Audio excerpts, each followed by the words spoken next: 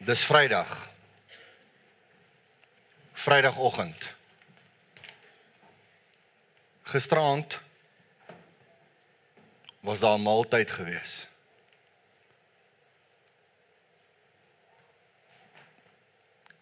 Aan die tafel sit daar 12 saam met hom.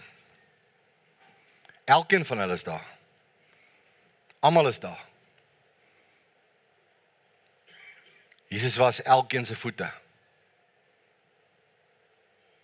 Hy gee vir elkeen van hulle brood. Hy weet wat wag. Hy weet wat gaan gebeur. Tog was hy almal se voete. Hy weet wat gaan gebeur, tog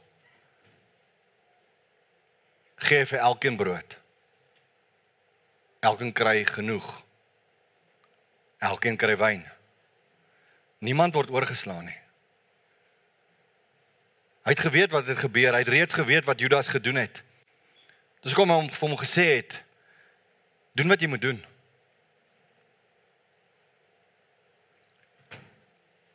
Die ander het nie geweet nie, hulle het gedog Judas gaan nog voorraad koop en hy is uit die boot vertrek uit.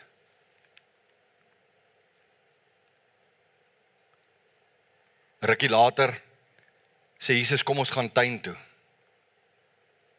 Donderdagnag of donderdag aand vroeg in Getsemane.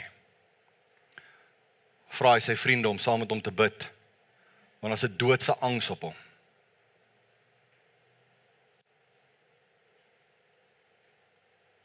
Hy gaan bid, hy vra Vader, as dit moontlik is, dat hierdie beker by my verbygaan. Maar nogtans nie my wil nie, maar u wil geskied.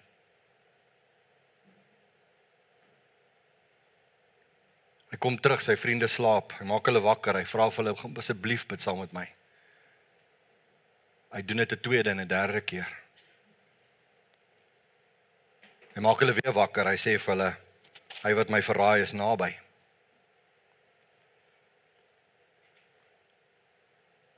Dis laterig in die aand, dis nog nie heeltemal 12 uur nie, so tussen 9 en 11 kom Judas en 'n bende daaraan. Soldate, geswaard, gewapen, neem hom in hegtenis. Daai nag word Jesus verhoor, veroordeel, gespot, geslaan. Sy baard word uitgetrek. Hulle spoeg in sy gesig. Hulle kla hom aan, hulle beskuldig hom vals, maar sy mond bly toe. Hy verdedig homself glad nie. Dit is 'n verskriklike nag van verhoor en slaan en martel, die hele donderdagnag. Vrydagoggend vroeg staan hy voor Pilatus, die Romeinse goewerneur. Pilatus kry niks fout met hom nie, maar hy gee hom terug vir die Sanhedrin. Maak soos julle wil. Dieselfde mense wat 'n paar dae terug geskree het, Hosanna aan die seun van Dawid, skree nou gesamentlik, kruisig hom, kruisig hom, kruisig hom. Pilatus probeer vir Barabbas in sy plek te laat sterf, maar dit sou nie werk nie. Jesus deur 'n verskriklike nag. Vroeg hy oggend word hy 40 houe gegee met een van die wreedste swepe wat jy kan kry. Dit pluk vleis uit jou lyf uit. Soveel so dat jy sy ingewande kan sien. Sy longe is exposed. Jy sien hoe lyk hy van binne af. Daar word gereken dat as jy 40 houe kry, is jy so goed soos dood. Jy sal lees in die Bybel staan daar, iemand het 39 houe gekry, want 40 was 'n doodstraf.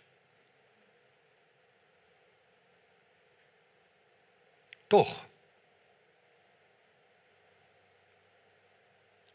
druk hulle 'n doringkroon op sy kop, oor daai wonde gooi hulle 'n kleed, sit 'n staf in sy hand en spot hom as koning van die Jode. En dan op daai wonde draai hy 'n swaar kruis, sy eie kruis draai.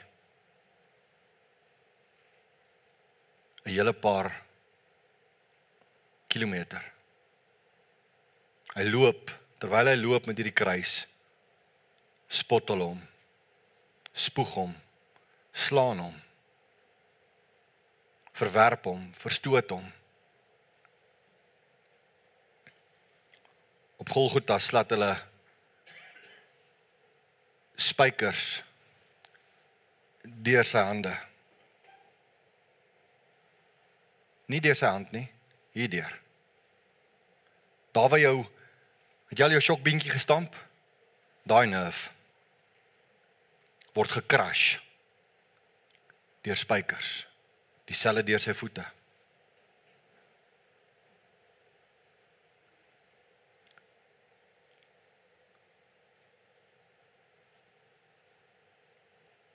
Goeie Vrydag is nie Goeie Vrydag emosioneel nie. Want ten spyte van al hierdie goeters,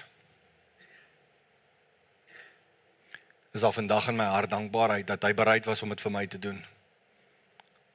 Vir jou te doen. Kruis is nie net 'n kruis nie. Dit was die grootste gebeurtenis in die verlede. Hierdie naweek is die grootste Christelike gebeurtenis wat 'n mens ooit kan kry. As dit nie was vir Paasfees nie, as dit nie was vir Passover nie, wat van die Eksodus 12 afkom nie, wat sy simboliek al van Eksodus afgekry het en deurgetrek is na die Nuwe Testament toe nie, was ek en jy verlore,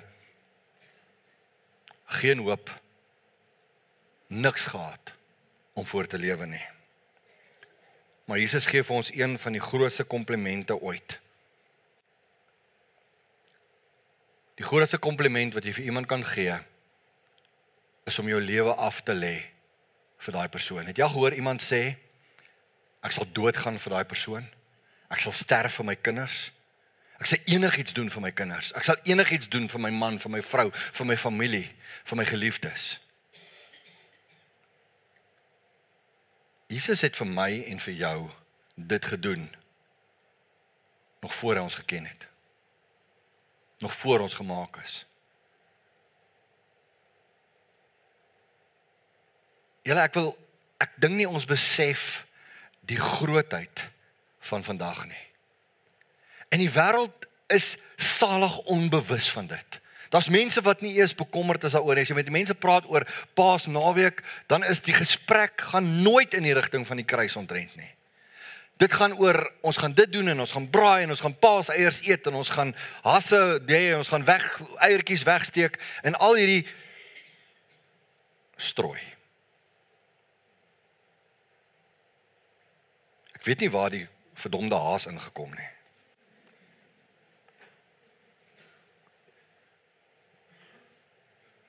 Waar was hy? Wie het hom in die storie ingebring? Hy is nie supposed om in hierdie storie te wees nie.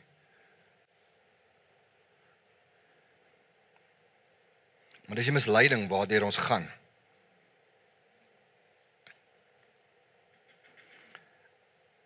Ons almal hou van komplimente.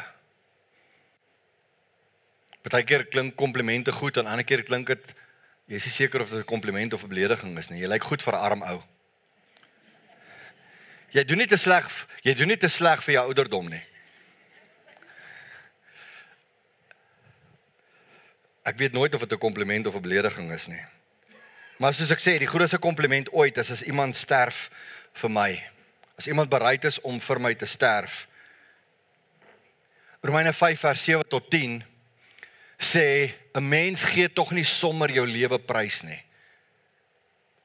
Selfs nie vir 'n regverdige nie. Ja, tog vir 'n goeie mens sal iemand miskien nog die moed hê om te sterwe. Maar God bewys sy liefde vir ons juis hierin, dat Christus vir ons gesterf het, toe ons nog sondaars was. Laat hy insink. Vers 9. Aangesien ons nou vrygespreek is, op grond van sy versoeningsdood, staan dit soveel vaster, dat ons deur hom ook van die straf van God gered sal word. Dis die doel van die kruis. Vers 10, aangesien ons, toe ons nog vyande was, deur die bloed, of verskoon, deur die dood van sy seun met God versoen is, staan dit soveel vaster, dat ons, nadat ons versoen is, deur die lewe van sy seun gered sal word. Ek dink jy het al baie kruisboodskappe in jou lewe gehoor. Dink jy het al baie keer gehoor van die kruis, en ek het in die week met op ander predikante gepraat op 'n stadium en ek het gespot, ek het vir hulle gesê, ouens, ek is uit idees uit. Want ek het nou al in die afgelope 30 jaar het ek al na die kruis, van die kruis, oor die kruis, deur die kruis, langs die kruis, om die kruis, uit die oogpunt van Maria, uit die oogpunt van Johannes, uit die oogpunt van die ou wat langs hom gehang het, uit die oogpunt uit van die Romeinse soldaat, alles, ek het al alle angles getraai, om dit elke jaar net vir jou op 'n manier anderster te bring, dat jy die impak hiervan besef, maar daar is nie 'n beter impak nie, en dan moet dan mense net teruggaan na die ou tyding, na die normale basics toe, om vir ons te sê, ouens, as dit nie was vir Jesus wat gesterf het nie, en dat hy sy lewe vir my gegee het, toe ek nog 'n sondaar was nie, volgens Romeine 5, gaan ek en jy nooit in ons lewe enige hoop kan hê, om die ewige lewe te hê nie. En ek wil vandag met jou praat, en my tema is, 'n kruis vir my. En ek wil hê, jy moet vanoggend dit sien, as die kruis is nie vir die wêreld nie, maar dit is baie maklik as ons dink, want so lief het God die wêreld gehad, dat hy sy enige gebore seun gegee het, sodat elkeen, en dit klink so ver, elkeen wat aan hom glo nie verlore sal gaan nie, maar die ewige lewe kan hê. Titus 2 vers 11 wat sê, die reddende genade van God het aan alle mense verskyn. En dit klink alles en almal en oral en elkeen klink so asof dit 'n algemene daad is, maar ek wil hê jy moet vanoggend besef dat Christus vir jou gesterf het. As dit vir jou iets kan beteken, vat jou hand en sit hom op jou eie bors en sê, Christus het vir my gesterf. Christus het vir my gesterf. Die kruis is myne. Daar word gereken, as jy die enigste mens op hierdie aarde sou wees, sou Christus nog steeds vir jou gesterf het. Hy sou nog steeds bereid gewees het. En tog sukkel ons om baie keer in selfwaarde te dink. Dis goed om te dink aan almal, maar dit vir my gedoen, dis 'n kruis vir my, en daar is nie 'n beter beskrywing wat ek met jou wil deel, as juis Jesaja 53 nie. Ek wil jy moet saam met my lees, ek gaan die Jesaja 53 vir jou lees, en daarna wil ek met jou praat oor 'n paar goeters uit Jesaja 53 uit. Onthou, ons praat vandag oor 'n kruis vir my.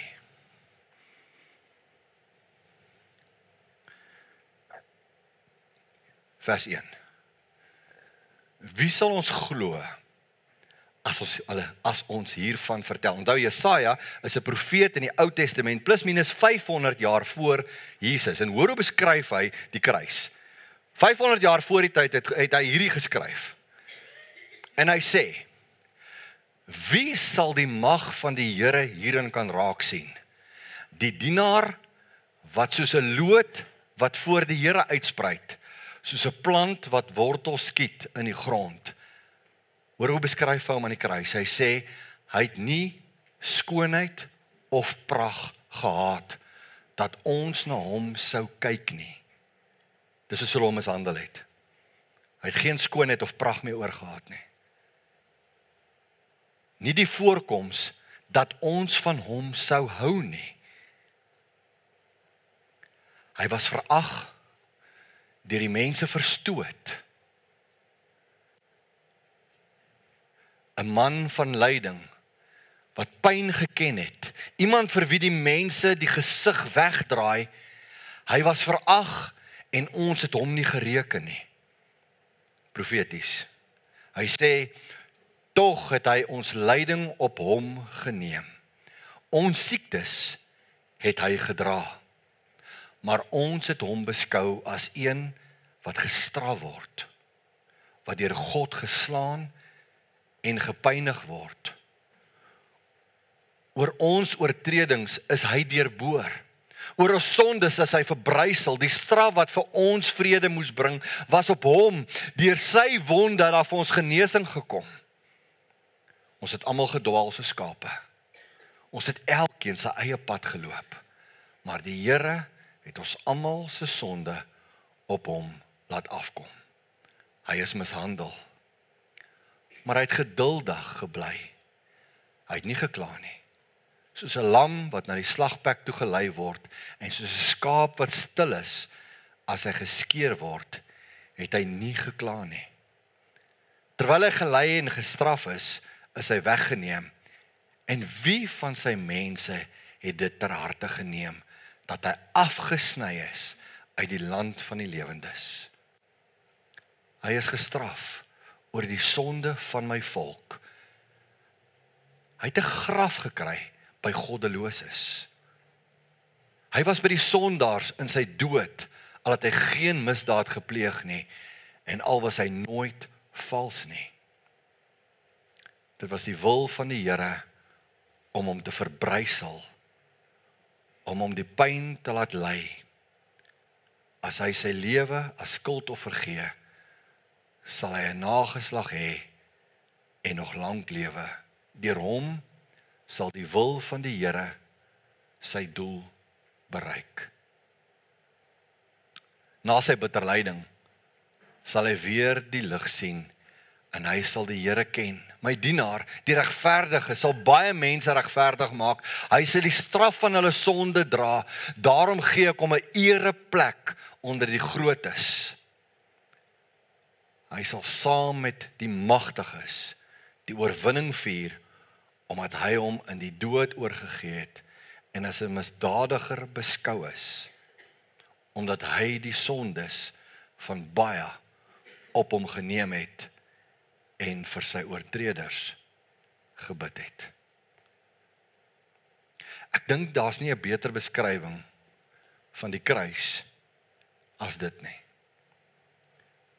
As 'n mens vat dat Jesaja dit profeties raak gesien het, lank voor Jesus gebore is, het hy sy lyding in sulke detail beskryf. Die kruis is vir my sentraal van alles wat ooit kon gebeur het en wat gaan gebeur en wat ook al. Daar's niks in hierdie lewe wat enigsins sin maak sonder die kruis nie. Maar ek wil vir julle sê, daar's ook niks wat sin maak sonder die leë graf nie. Sondag kom. En jy kan vir my sê, Marius, maar jy's heeltemal besimpeld as jy van my verwag om Sondagoggend 6:00 hier te wees. Is jy nie lekker in jou kop nie? Ly aan slapeloosheid. Ek wil vir jou sê, kom beleef Sondagoggend 6:00 nagmaal saam met my. Kom beleef dit Sondagmôre. Want die woord sê vir my, en vroeg op die eerste dag van die week, Jesus kon nie wag om dit wat hy gedoen het aan die kruis waar te maak, deur die kettinge van die dood te breek nie. So 1 keer 'n jaar, as ek die slaap uit my oë moet vee, om 6:00 die oggend nagmaal te gebruik, om sy opstanding te vier, dan dink ek, dis nie te veel gevra nie. Nie as ek Jesaja 53 gaan lees, wat hy alles vir my deurgegaan het nie. Nie as ek gaan kyk dat hierdie kruis is nie 'n kruis vir almal nie, dis 'n kruis vir my. Ja, dis 'n kruis vir almal, maar dis persoonlik is hierdie 'n kruis vir my. En ek wil hê jy moet saam met my vinnig na 'n paar punte kyk. Hy's geskenk vir my. Ek wil hê jy moet Jesaja 53 moet jy gaan lees en jy moet dit inneem. Jy moet daai hierdie verhaal wat 'n mens in 'n warwoel van emosies sit. Ek weet nie van julle nie, maar ek het 'n warwoel van emosies in my hart as ek dink aan die kruisigingsdag. Ek is kwaad baie keer. Ek is baie keer teleurgesteld. Ek is baie keer voel ek kan daai fariseërs en daai sadduseërs en daai amper sê ek verdomde skrifgeleerdes wat die waarheid moes geken het. Wat moes geweet het, hulle is besig met die Messias, hoekom het hulle dit nie gesien nie? Maar as hulle dit raak gesien het, was daar nie 'n kruis nie. Dan was ek nie gered nie. dan het ek nie die ewige lewe gehad nie. En dan gaan my emosies weer terug na hartseer en na dankbaarheid en na skuldgevoelens van hoeveel keer stel ek om te leer, want hy is vir my geskend. Hy is vir my seer gemaak, hy is vir my geslaan, hy is vir my bespot, hy is vir my, is hy aan daai kruis vasgemaak en vasgeslaan. En dan lees ek Jesaja 53 vers 2 wat sê, die dienaar was soos 'n loot wat voor die Here uitspruit, soos 'n plant wat wortels skiet in die droë grond. Hy het nie skoonheid en pragt gehad dat ons na hom sou kyk eers nie. Dis soos hy geskend is. Dis soos hy seer gemaak is, dat hulle wat vir hom lief is, kon nie eens vir die kruis kyk nie, want dit was 'n gruesome ding om na te kyk. Ek kan nie my voorstel hoe hy moes lyk aan daai kruis, dat Jesaja sê, jy wil nie eens vir hom kyk nie, hulle het sy skoonheid gevat, hulle het vir hom so geslaan dat dit 'n bloedmassa is wat daar gehang het aan daai kruis. Nie soos wat party mense dit teken met een straaltjie bloed wat jy afloop, en een straaltjie bloed daar en daar nie. Dis 'n wanvoorstelling van wat Christus vir my deurgegaan het. Hy is geskend vir my. Hy plaas sy voorkoms op die spel. Eers verlaat hy sy goddelikheid, besef ons dit. In Filippense 2 sê die Here vir ons, sê die woord vir ons, dat hy sy goddelikheid gelos het. Hy het nie daaraan vasgeklou aan sy goddelikheid in die hemel nie. Hy was bereid geweest om eerstens sy goddelikheid op te gee en na die aarde toe te kom, om onder die mense te kom woon wat hom gemaak het, of wat hy gemaak het, skus. Die mensdom wat hy gemaak het, hy is bereid om te los en te sê, ek gaan tussen hulle bly. En toe gaan hy nog 'n stap verder, en hy gee nie net sy goddelikheid op in Filippense 2 vers 6 nie, hy gaan verder om sy lyf op te gee, om sy hele wese op te gee, om letterlik geskend te word vir my.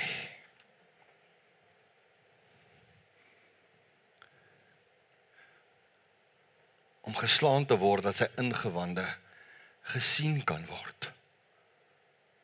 Kan jy dit dink? En dan vrywilliglik te gaan lê dat hulle hom vaslaan. En dan het hulle die vermetelheid om vir hom te sê, as jy die seun van God is, klim af van die kruis af. As 'n kind het ek altyd geimagine, skus, ek is stupid, né? Maar ek sê, ek het altyd gedink, ag liewe Jesus, hoekom het U nie net afgekom vir hulle gewys, is die kind van God, is die seun van God. Kom net af van die kruis af, sê vir hulle, hierso is ek, sien julle kan dit doen, nou gaan nie terug, dan kan jy vir ons sterf. Net dat hulle oë kan oopgaan. Jy sien, dis so simpel my kop is. Want my emosies hardloop my weg as ek dink wat hy vir my gedoen het en wat ek aanvang. En wie ek is en wat ek is.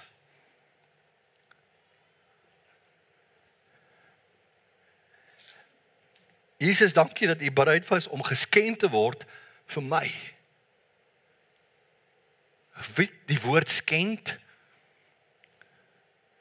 is 'n sterk woord. Hy was geskend vir my.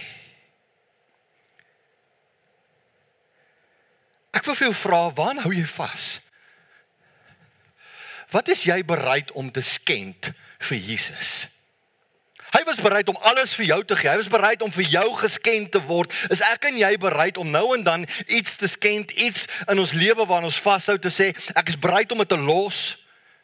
Ek is bereid om dit op te gee vir U, net soos wat U vir my opgegee het. U was bereid om geskend te word vir my. Is jy bereid om iets te skend vir Jesus?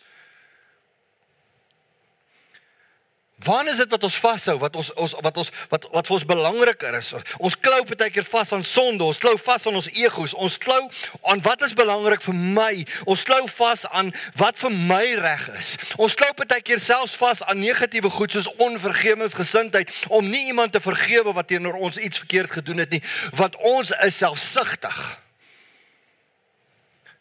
Maar hy was nie. Hy was bereid geweest om geskend te word vir jou. Ja, vir jou. Vat in jouself aan, vir jou. So wat is jy bereid om te skend vir hom? Weet julle wat? Hy was geskend Maar weet julle wat? Hy was geskend om my te herstel. As iets geskend is, beteken dit die res van jou lewe draai jy 'n letsel. Hy sê letsels gedra sodat ek en jy herstel kan word. Dis massive. Dis massief hierdie goeters. Ek praat met jou oor 'n kruis vir my. Sien net sommer enige kruis nie, is 'n kruis vir my. Jy sien die tweede ding wat ek met jou wil praat is hy's verstoot vir my.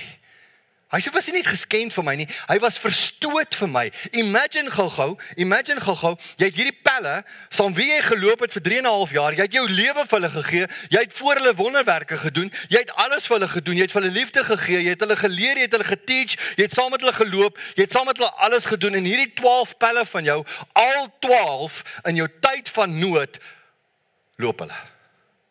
Een verraai jou, een verloon jou, en die ander hardloop net weg. Die Bybel sê, Johannes het hom van ver af gevolg. Soos altyd hard met Petrus.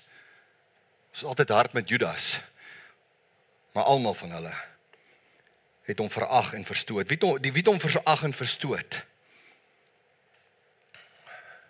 Jesaja 53 sê, hy was verag en deur mense verstoot. 'n man van lyding wat pyn geken het. Iemand vir wie die mense die gesig wegdraai. Hy was verag. Ons het hom nie gereken nie. Tog.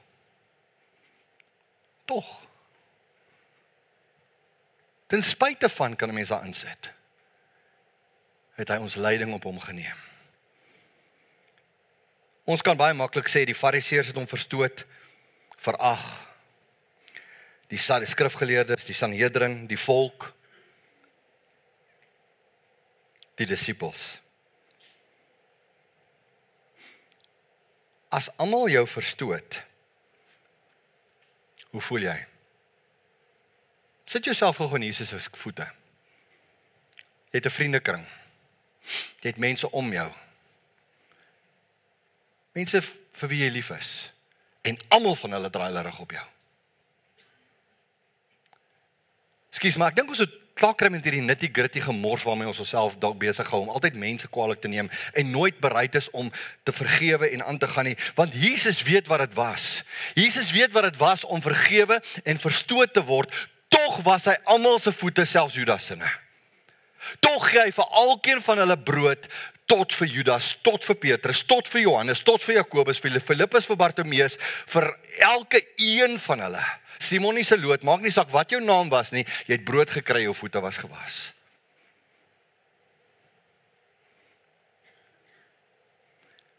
Jesus het geweet wat hulle gaan doen, tog kon Judas deelneem. Dis 'n kruis vir my, maar dis ook 'n voorbeeld vir my. Want hierdie selfde Jesus wat verstoot en verwerp was deur almal, hang aan daai selfe ruwe kruis daai oggend. En op 'n stadium sê hy, Vader, vergeef hulle, want hulle weet nie wat hulle doen nie. Die skrifgeleerdes, die Fariseërs, die Sanhedrin, Judas, Petrus, Johannes, Jakobus, Filippus, almal van hulle. Vader, en sit jouself gou in daai skare. Jy staan daar. Ons praat oor 'n kruis vir my. Imagine jy staan daar tussen hulle. Jy kruip weg. Jy wil nie opkyk nie, want dit is gruesome. En hier kom hierdie woorde. Dink aan alles wat jy al gedoen het. Hoeveel keer jy hom teleurgestel het, hoeveel keer jy nie wou vergewe nie, hoeveel keer jy grudges gehou het, hoeveel keer jy gevra het vir vergifnis en weer 'n ding gedoen het en weer en weer en weer. En jy kan jou oë nie optel nie. Jy kan nie kyk vir hom nie. Jy kan nie in sy oë kyk nie en hy sê, Vader, vergeef vir Marius, want hy weet nie wat hy doen nie. Wow. Ook vir my. Ek vra jou, wie moet jy vryspreek? Wie verag jy? Wie verstoot jy? Wie verwerp jy?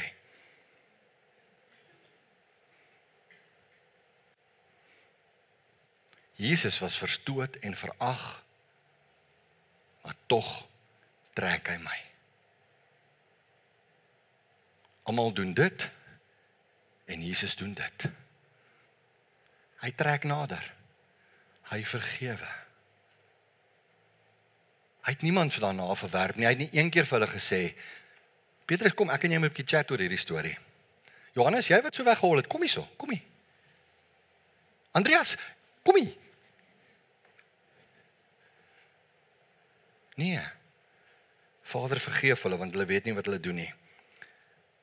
'n Kruis vir my. Dis persoonlik.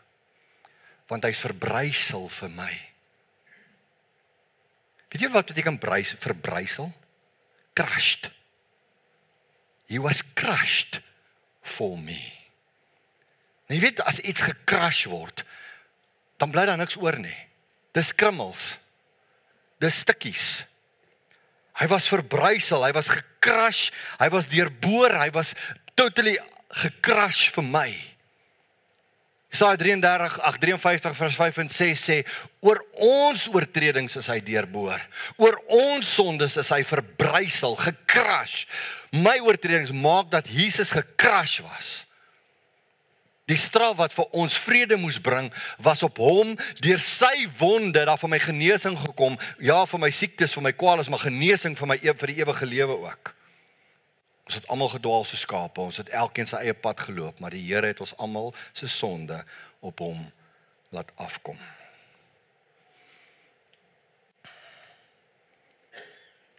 Hy is tot niet gemaak, maar weet jy wat het hy nog tot niet gemaak? Weet jy wat het hy gecrash? Toe hulle hom gecrash het, toe crash hy sonde.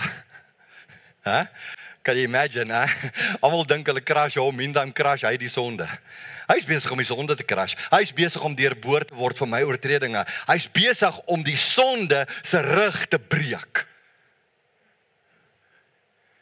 Hy is besig om iets te doen wat onmoontlik lyk vir mense, is hy besig om te doen. Hy is besig om sonde te disintegreer, te crash.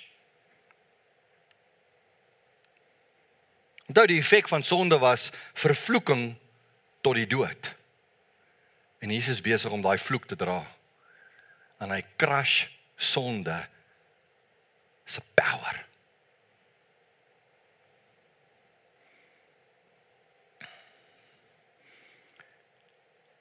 Ons het een van twee keuses, julle. Ons kan either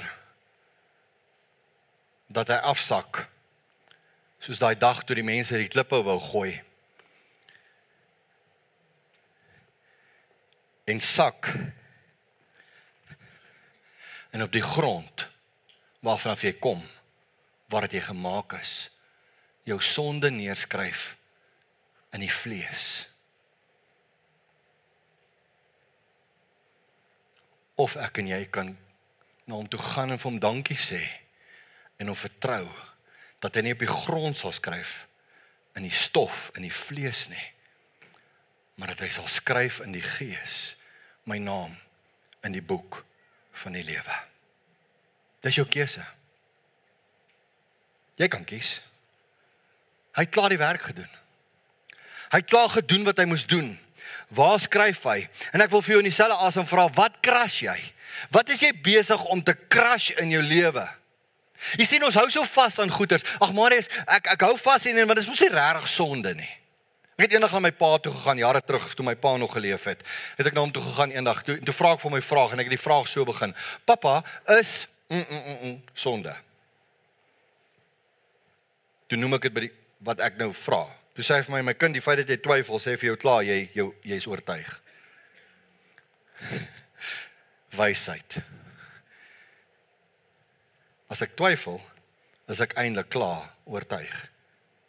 Hoekom sal ek vra, is dit sonde? As dit nie sonde is nie. So ek wil vir jou vra, waarin twyfel jy? Wat dra jy saam met jou? Wat gecrash moet word? Want Jesus het dit gecrash aan die kruis, maar ons dra dit saam met ons.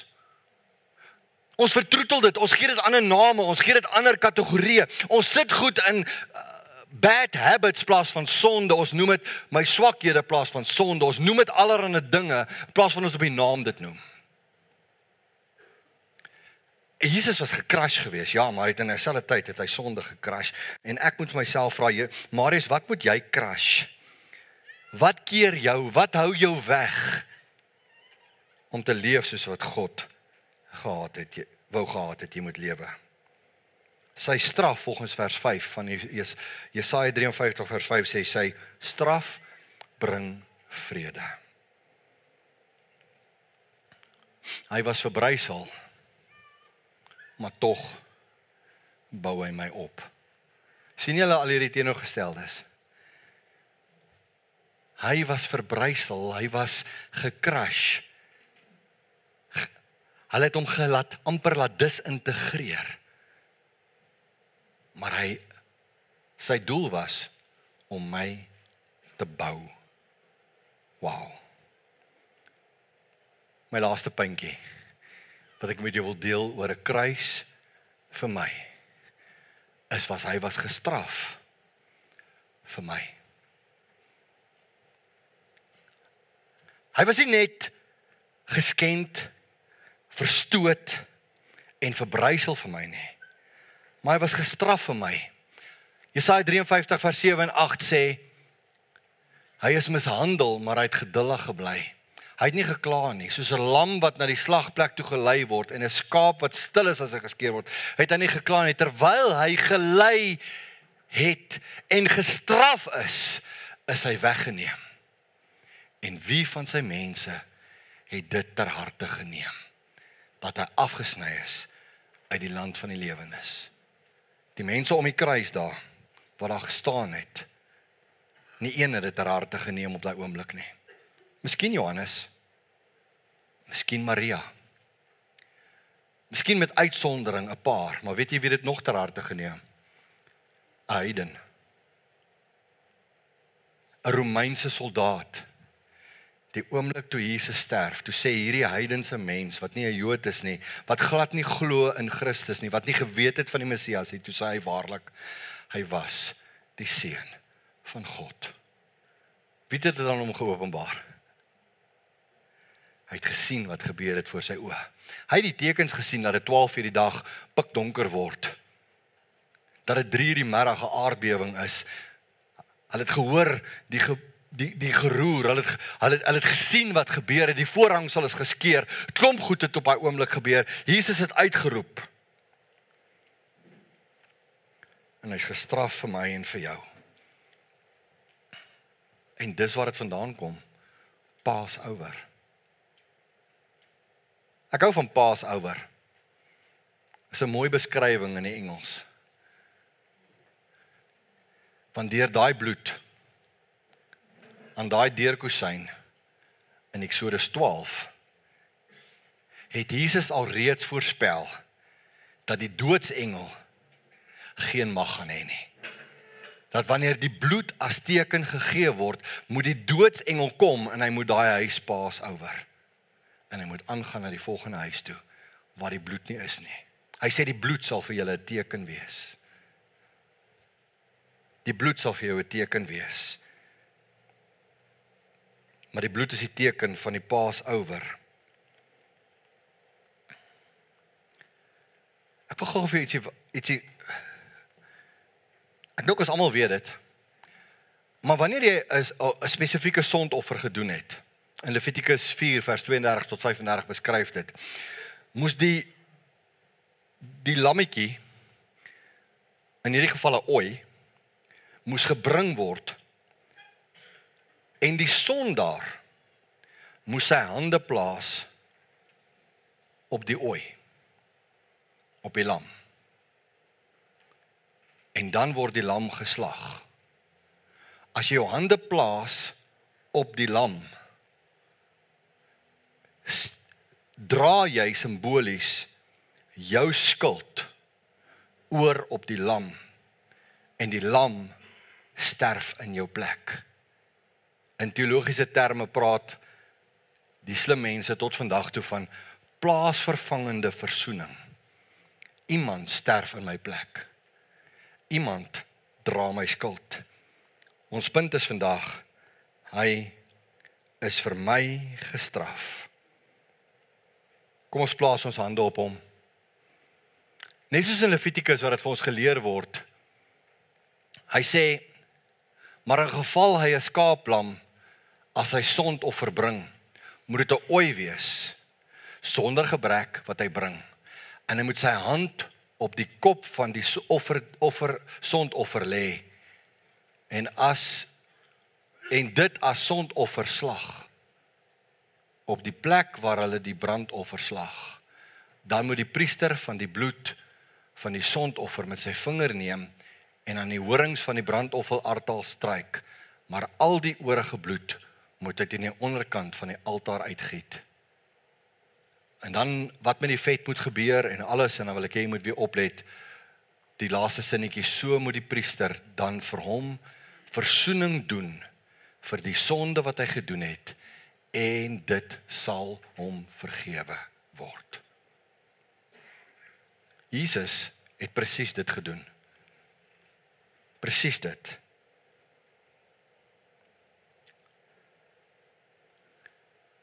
Gestraf. Tog vergeef hy my.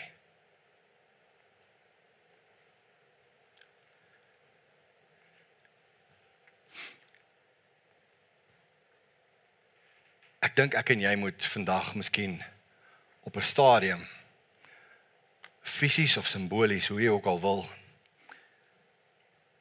na die kruis toe stap en ons hande op die kruis sit, soos wat hulle hande op die lammetjie gesit het, en sê, Here, ek dank U dat U vir my gesterf het, dat U my vergewe het. Ek dra my skuld oor op U. Dankie. Sorry. Ek is so jammer. Want jy sien, hy het vir my al hierdie dinge gedoen. As jy dink die kruis was vir almal, jy's reg. Maar ek wil hê jy moet hierdie in jou kop insit vandag. Dis 'n kruis vir my. En al gaan almal uit, en jy voel, jy wil vorentoe kom en jou hand op 'n kruis kom sit, net simbolies, daar gaan geen betekenis daarmee wees nie. Dis nie 'n nuwe ritueel wat ek probeer begin nie. Dis nie een of ander magiese krag wat ek nou hierso het, of een of ander dwaling wat ek verkondig nie. Hierdie gaan oor jou versekering, dit gaan oor dat jy iets fisies doen, wat jy simbolies doen, maar wat jy fisies doen, wat jy kan onthou, om te sê, Here, ek onthou op die 18de April 2025, met Goeie Vrydagdiens het ek vorentoe geloop en ek het op 'n stadium met my hand op die kruis gaan sit en ek het simbolies ontvang en geweet wat U vir my gedoen het, en ek het daai dag het ek vir gesê, sorry Here, ek is jammer. Ek sit my hande soos hulle op die lammetjie hulle hande gesit het, sit ek my hande op die kruis vandag. En ek vra U om my te vergewe. Ek sê nie jy moet dit doen nie. En as jy dit nie doen nie, gaan dit nie 'n verskil maak nie. Maar dalk het jy iets fisies vandag nodig, waarna jy kan terugverwys, as jy ooit aangeval word deur die bose, om te sê dat jy is nie goed genoeg nie, kan jy sê, nee, jy verstaan nie. Ek is goed genoeg, want Jesus was goed genoeg. Jesus was geskend, tog herstel hy my. Jesus was verstoot, tog trek hy my. Jesus was verbrysel, gekrash, tog bou hy my. Jesus was gestraf, tog vergewe hy my. Dis personal hierdie ouens. Dis baie personal.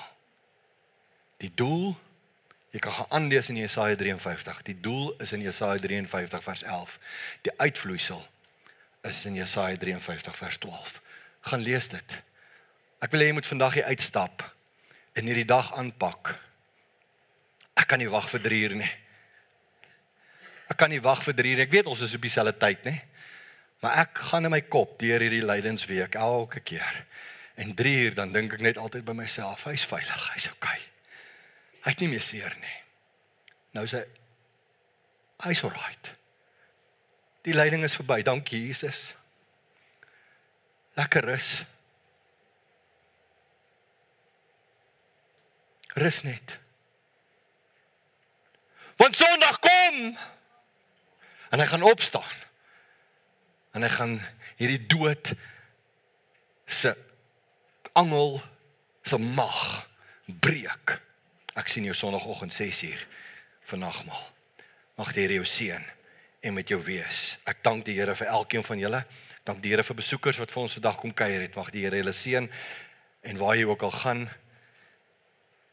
voel saam met ons dat die kruis was vir jou. Hemelse Vader, ek sê vir die dankie vir vandag. Dankie vir wat jy deurgegaan het. Dankie dat die kruis persoonlik is. Dankie dat dit vir my is. Dankie vir Jesaja 53. Dankie dat jy in die kruis gestaan het. Dankie vir al hierdie lyding wat jy deurgegaan het. Here, ek dink nie ons kan nie genoeg dankie sê nie. Dankie vir die ewigheid. As gevolg van die opoffering. Ons kom plaas ons hande nou, denkbeeldig op die kruis. En ons sê vir die dankie, dat U ons skuld dra. Amen. Die genade van ons Here Jesus Christus, die liefde van God ons Vader, en die gemeenskap van die Heilige Gees met elkeen van julle. Amen.